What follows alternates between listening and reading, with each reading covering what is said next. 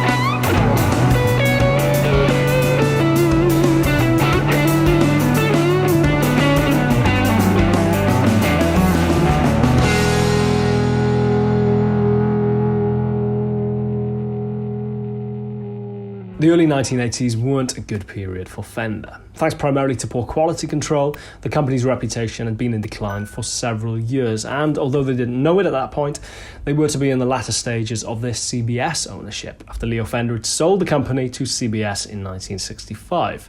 CBS, however, clearly aware of the issues facing the company, took steps to rectify the slide, poaching several top employees from the American arm of Yamaha Guitars, notably one Dan Smith, who, fresh from his work on Yamaha's SG, SA and BB bass series, was tasked with overhauling Fender's output entirely.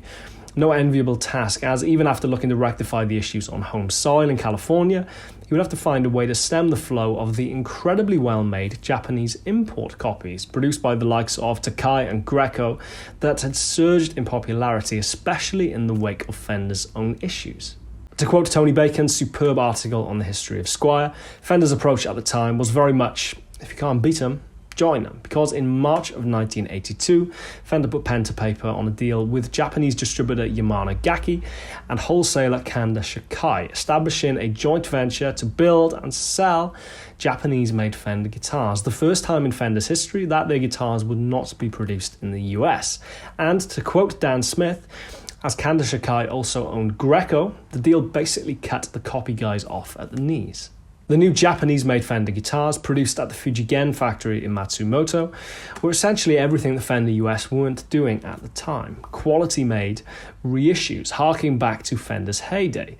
Initial run consisted of two Strats, a 57 spec and a 62 spec, a 52 spec Telecaster, two P basses, again a 57 and a 62, and a 62 spec jazz bass. And needless to say, they were hugely successful in their native Japan. So much so, in fact, that Dan Smith actually refused to import them into the US initially, despite mounting pressure from American dealers, clearly getting wind of just how cool and how good these guitars were, because he thought that it would be the kiss of death for Fender at that point. Clearly, the company still experiencing major quality control issues on home soil. Eventually, a secondary line, initially badged as Fender, did make their way to Europe, before, at the behest of dealers who were concerned the buyers would confuse them with their doubly expensive American-made counterparts of lesser quality, they were rebadged. And thus, in August of 1982, 40 years ago this month, Squier by Fender was born.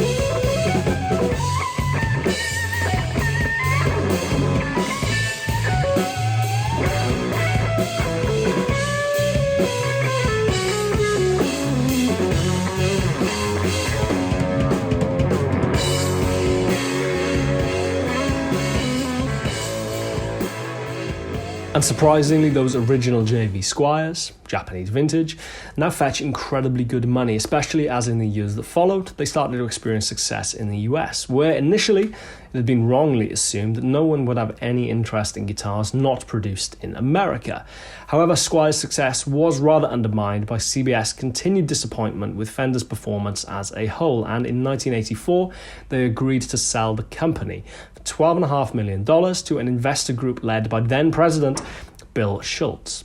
Somewhat bizarrely, Fender's original location in Fullerton wasn't actually included in that deal, which led to a somewhat unusual situation in 1985, pretty much for the entirety of that year, where the only Fender badge guitars were actually being produced in Japan, while Fender built their new factory in Corona, California. Of course, in the years that followed, Fender would go on to re-establish itself as a guitar giant, with Squier very much cementing its reputation as a quality entry-level brand, the first stepping stone to owning a Fender, with prices being kept keen by first moving production to Korea and then later to China and Indonesia. I don't think it'd be a stretch to say that for most guitarists who now own a Fender, they've probably gone through a Squier first. I know my first guitar was a Squier Affinity Telecaster, and in more recent years I've owned and bought and played numerous Squiers, from my 2013 Cabronita to my two early 90s Silver Series Squiers, produced in Japan, to a later Korean Squier, which, hand on heart, I can say that some of those are amongst the coolest guitars that I own. I think it's also fair to say, however, that musicians can be a little guilty of brand snobbery on occasion and not want to be seen with a lower quality or cheaper guitar. But it's heartening to see that over the years, any number of truly incredible musicians have relied on Squiers, from Mike Rutherford to Jeff Healey to Jack Pearson to Steve Rothery to Justin Hayward to, of course, George Harrison, who can be seen here playing a Squier at the Prince's Trust Gala in 1987 on While My Guitar Gently Weeps. And as Squier marked their 40th anniversary this year with some truly incredible guitars like the ones that you've seen me playing throughout the course of this video, I think it's fair to say at this point Squier is more than just an integral part of Fender's history or story. They're actually one of the most recognisable guitar brands in the world in their own right. As ever, I'm Chris Buck. Thank you very much for watching. Please subscribe, hit the bell icon if you haven't already. I won't see you next Friday for Friday Fretworks, but I will see you on Saturday for something arguably a little bit cooler than Friday Fretworks. Cheers guys, take care, see you soon.